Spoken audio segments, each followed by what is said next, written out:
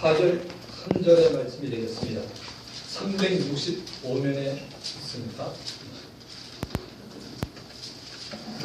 히브리서 11장 우리 4절 한 절의 말씀이 되겠습니다. 자, 우리 한번 다 같이 읽어보겠습니다. 믿음으로 아벨은 가인보다 더 나은 제사를 하나님께 드림으로 의로운 자라서는 증거를 얻었으니 하나님이 그 예물에 대하여 증언하십니다. 그가 죽었으나 그 믿음으로써 지금도 말하느니라. 아멘. 말씀의 제목은 믿음으로 예배드린 아벨입니다. 사랑하는 성도 여러분, 오늘은 믿음과 관련해서 제사, 즉 예배에 대해서 알아보려고 합니다. 구약에서는 제사라고 말했는데 신약에서는 예배라고 말합니다. 예배는 하나님과 사람의 만남입니다. 예배는 하나님께서 사람들에게 요구하시는 것이고 하나님께서 만드신 겁니다. 예배는 세 가지 요소가 있습니다. 예배를 받으시는 자가 계시고 예배를 드리는 자가 있고 예배자가 예배 드리는 자에게 드리는 희생 제물이 필요합니다. 예배를 받으시는 자는 누구입니까? 눈에 보이는 것과 보이지 않는 모든 피조물을 창조하신 살아계신 하나님 아버지입니다.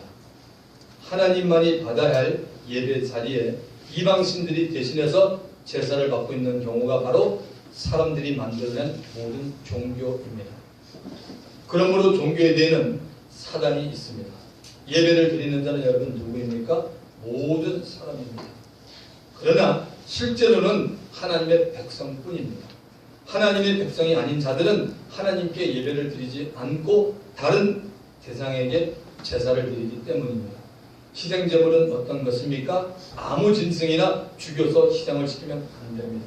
반드시 하나님께서 정하여 주신 희생제물, 하나님께서 요구하신 희생을 가지고 나가야 됩니다.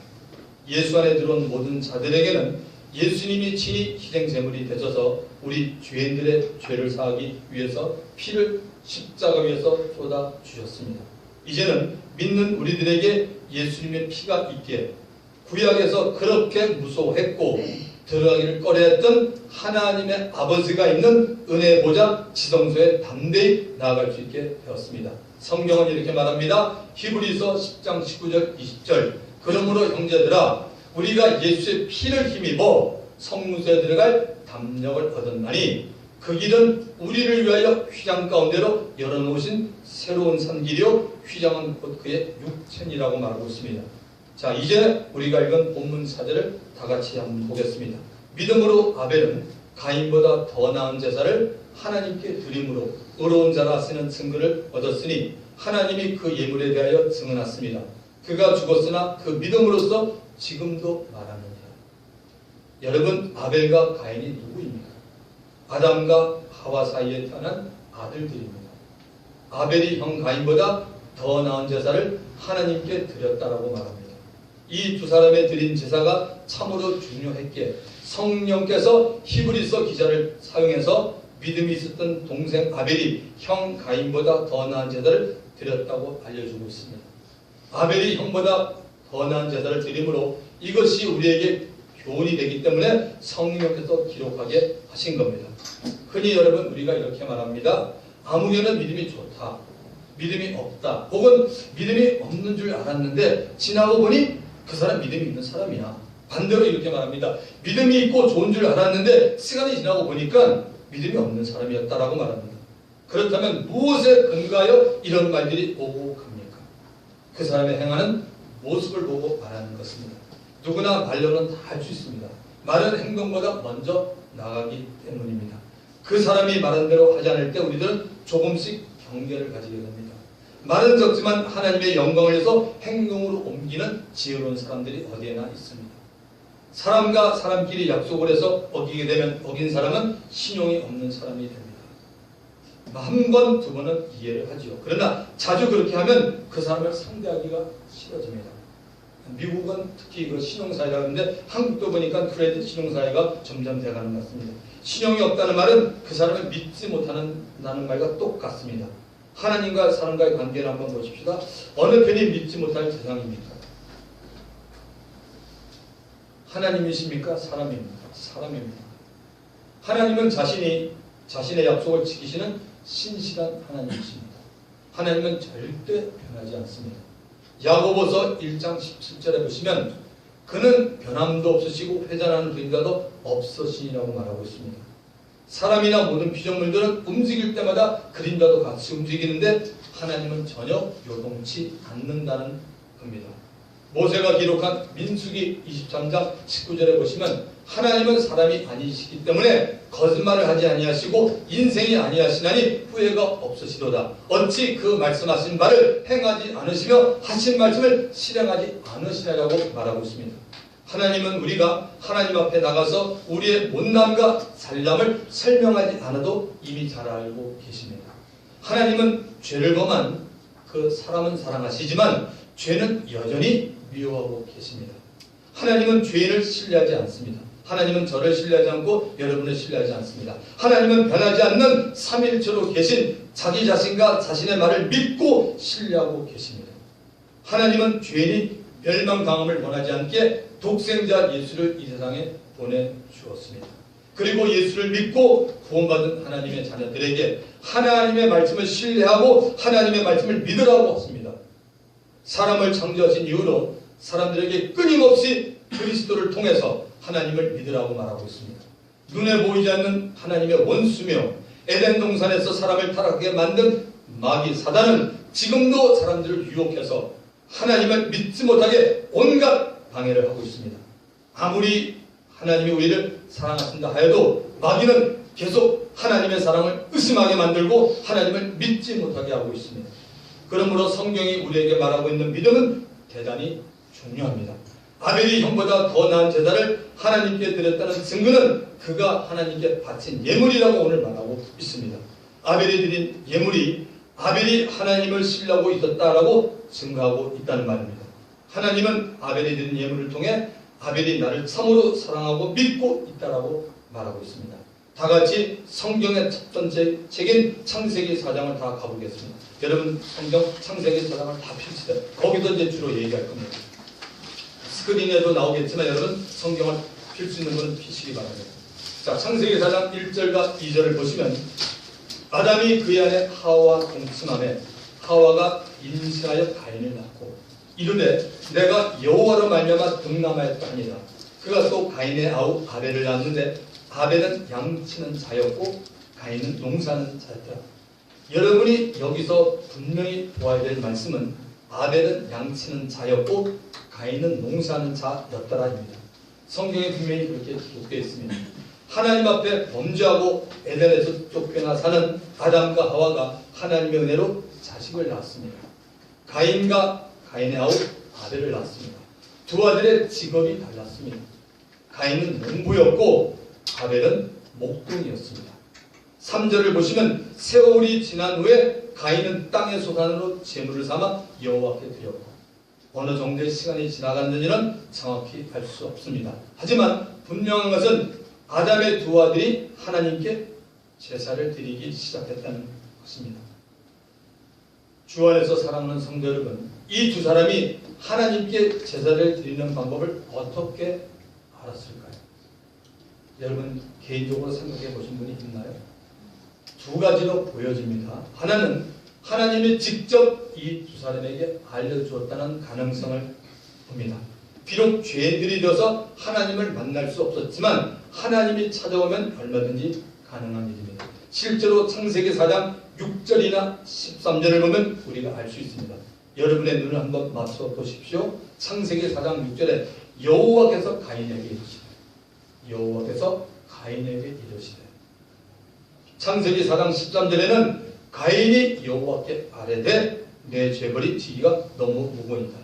분명히 이 말씀을 보면 하나님이 가인에게 직접 말했고 가인은 자기의 안타까움을 직접 호소하는 것을 볼 수 있습니다. 당시에 하나님께서 하나님의 방법으로 가인에게 말씀하실 수가 있었다고 보는 것입니다. 참고로 성경은 누구를 막론하고 하나님을 보고 살 자는 없다라고 분명히 말하고 있습니다.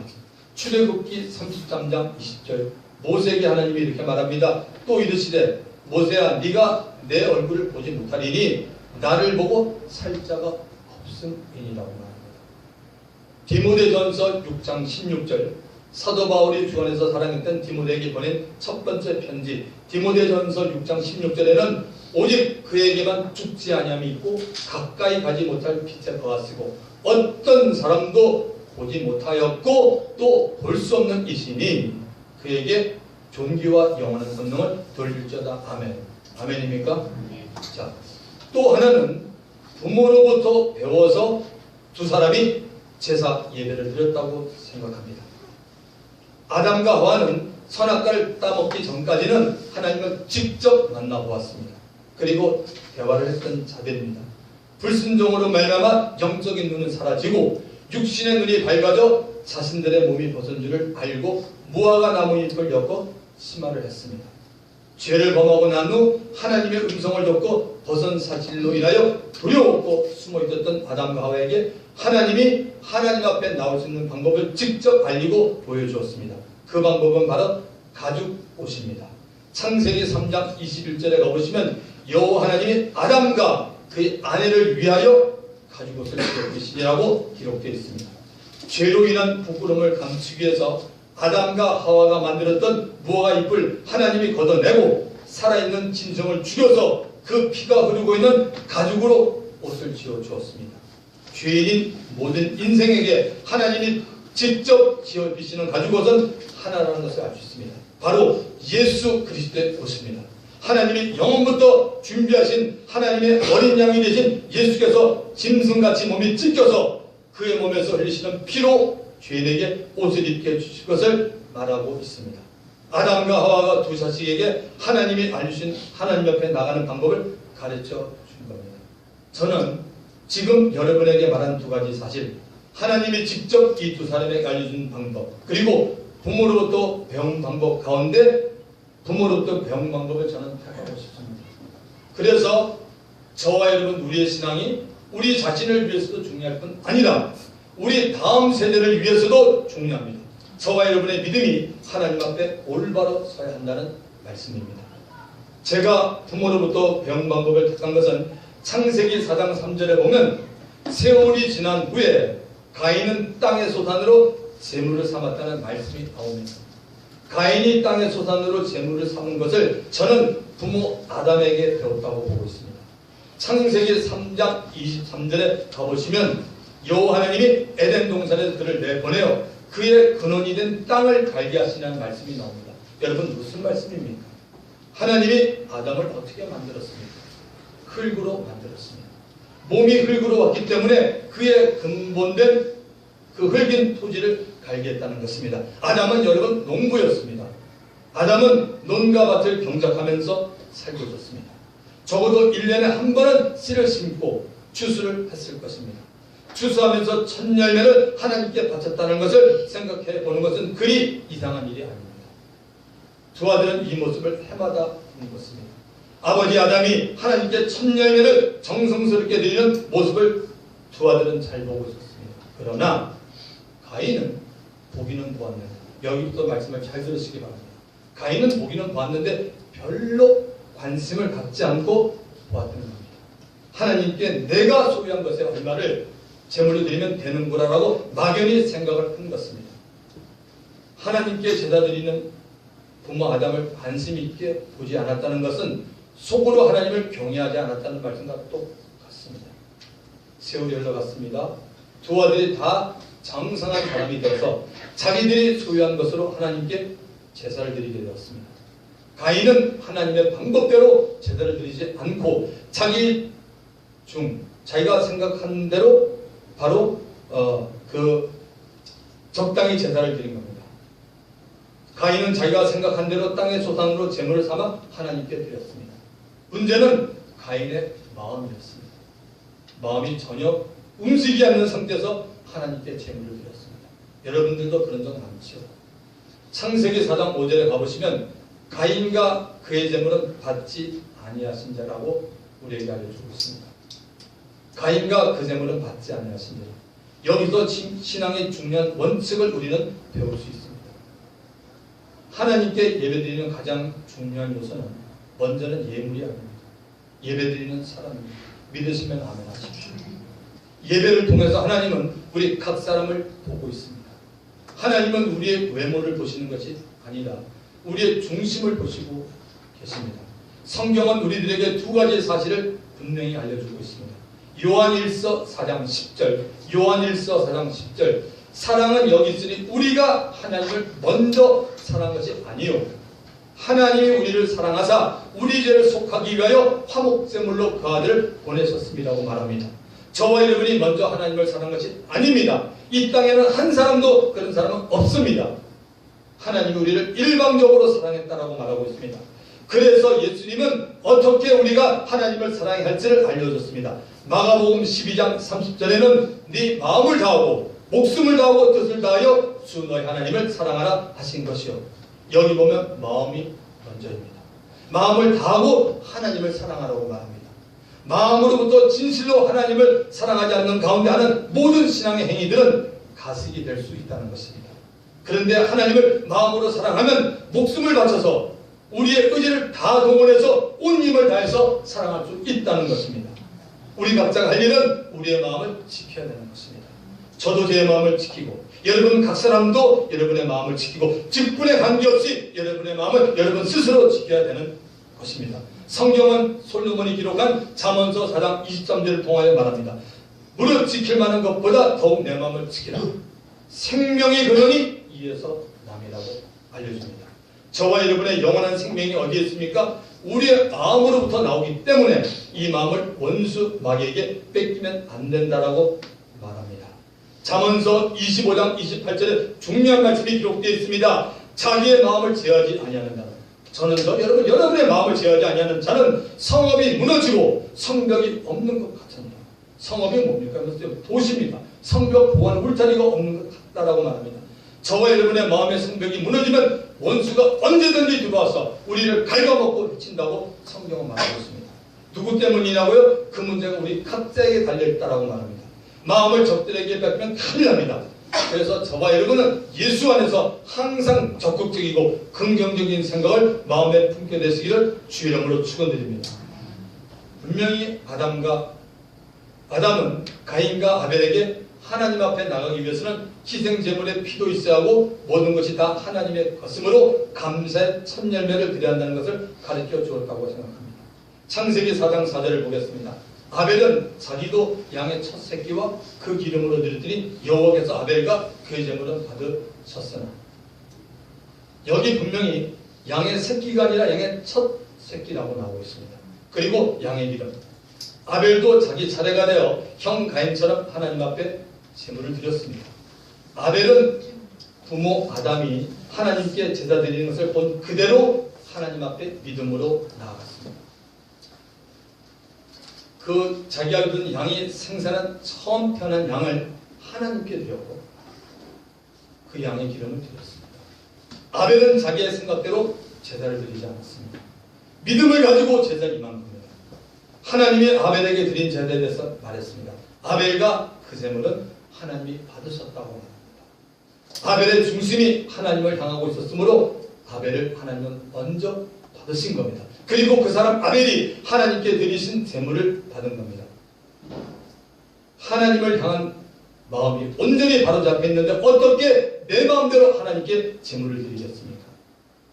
아벨이 드린 제물은 양이었으므로 피를 흘릴 수 있어서 받아줬다라고만 생각하면 여러분 안 됩니다. 왜냐하면 두 사람의 직업을 성경이 말하고 있기 때문입니다. 어떻게 하나님께 드리냐에 대해서는 각자의 신앙이라고 저는 보고 싶습니다. 아벨은 아벨 나름대로의 신앙을 가지고 있었고 가인은 가인의 신앙을 가지고 있었는데 아벨은 그 신앙이 부모로부터 그대로 받았다는 겁니다. 오늘 우리에게 알려주는 교훈은 제물을 드리는 마음의 중심이 어디에 있었냐는 겁니다. 아담으로부터 태어난 자식이 어떻게 이렇게 다릅니까? 결국 가인은 하나님께 불만을 품고 그 불만이 급기야 동생을 살하게 되었습니다. 하나님은 가인이 일으킨 문제를 알고 있었습니다. 가인이 하나님 앞에 바른 예배를 드리지 못했기 때문에 선을 행하지 못했다고 성경이 우리에게 알려주고 있습니다. 창세기 4장 7절을 보십시오. 너무나 중요한 말씀입니다. 하나님이 이렇게 가인에게 말합니다. 가인아, 네가 선을 행하면 어찌 낯을 들지 못하겠느냐. 선을 행하지 아니하면 죄가 문에 엎드려 있느니라. 죄가 너를 원하나 너는 죄를 자세롭지라. 이 짧은 문맥 가운데 중요한 단어들이 등장합니다. 선이라는 단어가 2번 등장하고 죄라는 단어가 여러 번 등장하고 있습니다. 하나님이 말씀하신 겁니다. 죄가 문에 엎드린다고 말합니다. 여러분, 선이라는 것이 무엇입니까? 우리는 알면서도 가끔 다른 생각을 품습니다. 여러분, 항상 신앙의 기초가 이래서 중요합니다. 우리가 교회생활 얼마만큼 중요하지 않다고 저는 정말 봅니다. 천국 가면 다 드러날 거니까. 신앙의 기초가 정말 중요합니다. 우리가 행하는 것을 선이라고 생각하지 마시기 바랍니다. 그 사람은 종교적인 사람입니다. 성경이 말하는 선이 무엇입니까? 하나님으로부터 나온 모든 것은 다 선입니다. 믿으시면 아멘하십시오. 하나님으로부터 나온 모든 것이 다 선입니다. 하나님의 말씀이 선입니다. 그래서 하나님의 뜻대로 사는 사람이 선을 행하고 사는 사람이고, 하나님의 뜻과 무관하게 사는 사람은 자기 자신이 생각하는 선에서 살아가는 사람이기 때문에 그 사람은 하나님과 무관한 사람인 것입니다. 그런데 오늘 하나님은 분명히 가인에게 선을 행하지 않았다라고 말하고 있습니다. 여러분, 가인도 나가서 사람들에게 자기 할 말이 많죠. 나도 동생처럼 나도 먼저 내가 예를 들었어. 하나님 왜 이렇게 기분 나쁜지 모르겠어. 뭐야 이거? 이거 오늘 우리에게 일어난 비일비재한 일들 아닙니까? 가인은 하나님께 예배드리는 자세가 틀렸기 때문에 하나님은 가인에게 너는 선을 행하지 않고 있다라고 말하고 있습니다. 선을 행하지 않으면 어떻게 됩니까? 죄가 문에 엎드린다라고 말합니다. 오래 후에 성령께서 이 말씀을 요한일서를 통해서 정확히 말하고 있습니다. 요한일서 3장 11절 12절에 보면 우리는 서로 사랑할지니 이는 너희가 처음부터 들은 소식이라. 가인같이 하지 말라. 그는 악한 자에게 속하여 그 아우를 죽였으니 어떤 이유로 죽였냐? 자기의 행위는 악하고 가인의 행위는 악하다는 겁니다. 그의 아우의 행위는 의로웁니다. 가인은 사단에게 속한 사람이라고 성경이 알려줍니다. 가인이 하나님께 드린 예배 행위는 악하다라고 말합니다. 우리들도 하나님께 예배를 드리면서 하나님이 원하는 예배를 드리지 않고 내 생각대로 하나님을 생각하고 예배를 드리면 하나님도 너의 행위가 악하다라고 지금 말씀합니다. 그만큼 예배는 중요합니다. 예배가 하나님이 원하는 예배가 되면 하나님은 기뻐하실 뿐만 아니라 우리의 삶 가운데서 하나님의 영광이 나타납니다. 정말 예배는 귀합니다. 그렇게 생각하십니까? 예배를 귀하게 여기지 않는 사람은 그만큼 하나님과 멀어져 있다는 것을 본인이 증거하고 있습니다. 여러 가지 핑계를 댈 것이 아닙니다. 하나님 앞에서 우리가 다 똑같지 않습니까? 하나님 앞에 하나님이 원하는 예배를 드리지 못하면 다른 것을 하더라도 별로 안 좋습니다. 예배에 성공하지 않고 온전한 예배를 드리지 못하고 교회 밖을 나가면 즉시 죄가 우리 마음에 찾아온다는 얘기입니다. 하나님 앞에 정직하게 영적인 예배를 드리지 못하고 밖에 한번 나가보십시오. 아무 생각도 나지 않을 겁니다. 오늘 예배 어떻게 드렸지? 목사님이 무슨 말씀 전했지 알아? 무슨 뭐 재밌는 얘기, 웃기는 얘기 이런 것만 기억나고 아무 생각이 안 날 겁니다. 전부 세상 생각, 이상한 생각들이 오히려 여러분을 붙잡을 것입니다. 왜 그렇습니까? 성경의 가르침이 아닙니까? 예배를 성공하지 못했고 예배에서 네가 온전히 하나님을 바라보지 못했기 때문에 너는 나가자마자 너희 마음속에 죄가 들어와 있다는 겁니다. 여기에 대해서 아니라고 할 사람이 어디 있겠습니까? 한 사람도 없습니다. 여러분, 예배가 중요한 것을 믿으시기 바랍니다. 예배에 성공해야 합니다. 예배에 성공할 때 우리의 마음에 기쁨과 감사가 넘칩니다. 원수가 우리의 마음을 제어하지 못한다고 오늘 성경은 말해주고 있습니다. 여러분, 예배를 귀하게 여겨야 합니다. 하나님 앞에 적당히 나오게 되면 하나님도 그에게 그렇게 말합니다. 나도 너에게 적당히 대할까라고 하실 겁니다. 심은 대로 거듭니다. 그러면 우리는 참 억울할 것입니다. 같은 시간 가지고 하나님 앞에 나오는데 하나님은 모든 것을 주기 좋아하는 분입니다. 누가복음 6장 38절에 주라. 그러면 너에게 줄 것이니 곧 후이되어 누르고 흔들어 넘치도록 하여 너에게 안겨주리라. 시편 81편 10절에는 내 입을 크게 열라 내가 키우리라고 말하고 있습니다. 그런데 저와 여러분이 가장 중요한 예배에서부터 성공하지 못하면 다른 행위들이나 모든 일을 어떻게 하나님의 선이 나타날 수가 있겠습니까? 이제 다시 본문으로 돌아갑니다. 히브리서 11장 4절입니다. 믿음으로 아벨은 가인보다 더 나은 제사를 하나님께 드림으로 의로운 자라 하시는 증거를 얻었으니 하나님이 그 예물에 대하여 증언하였습니다. 그가 죽었으나 그 믿음으로서 지금도 말합니다. 사랑하는 성도 여러분, 사람이 의로워지는 것은 믿음으로일 뿐입니다. 여기서도 분명히 나오고 있습니다. 믿음으로 의로운 자는 증거를 얻었다라고 되어 있습니다. 아벨은 믿음으로 하나님 앞에 의롭다함을 받았습니다.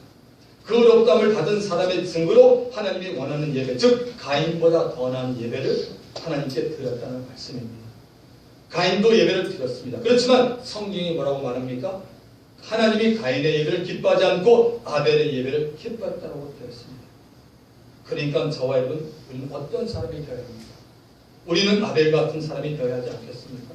그냥 앉아서 가인과 같이 내 생각 적당해서 그냥 드리는 예배가 아니라 정말 하나님의 생각과 하나님의 마음을 가지고 하나님의 뜻대로 아벨처럼 드리는 예배를 하나님이 받으신다는 말씀입니다.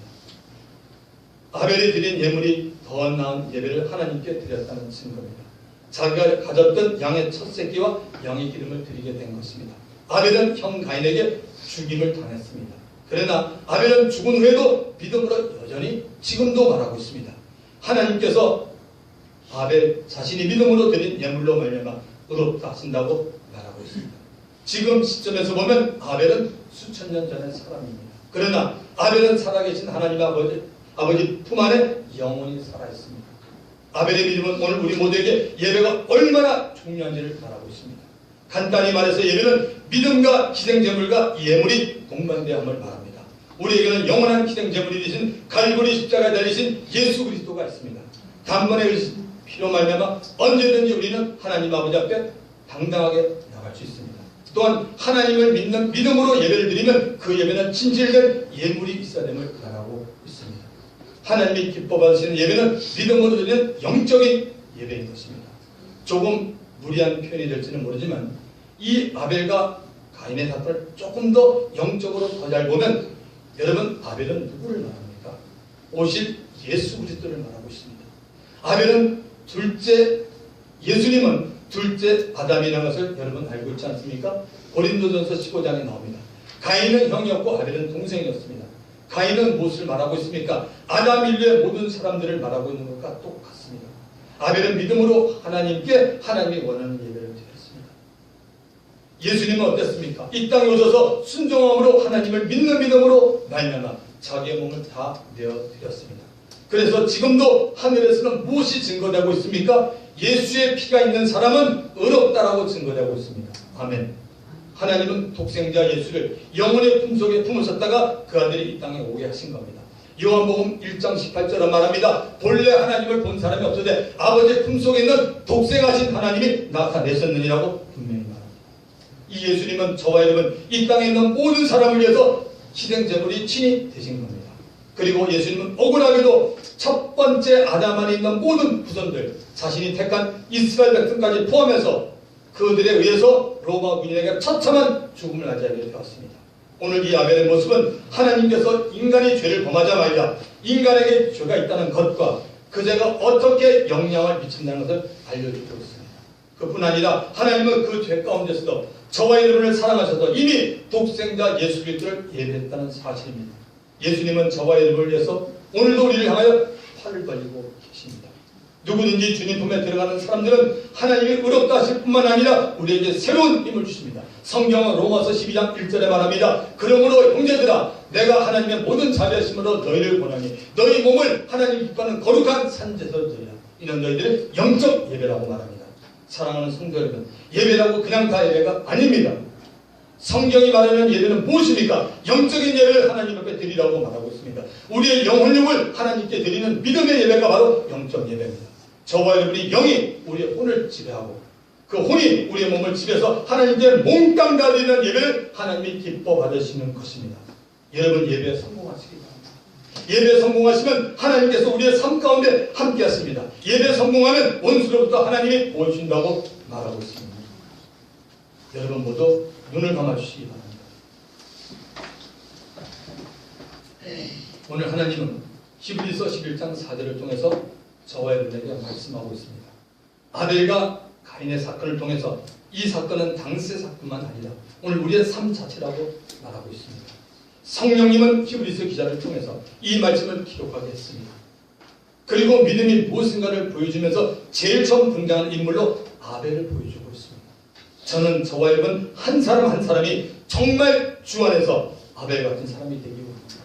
마음의 중심이 하나님을 사랑하는 사람이 되기를 원합니다. 하나님이 원하시는 뜻을 지키며 감사함으로 모든 것을 하나님 앞에 드릴 수 있는 귀한 믿음의 사람이 되기를 예수님의 이름으로 축원드립니다. 말씀을 기억하면서 주님 한 분으로 2분 동안 통성기도합니다. 주여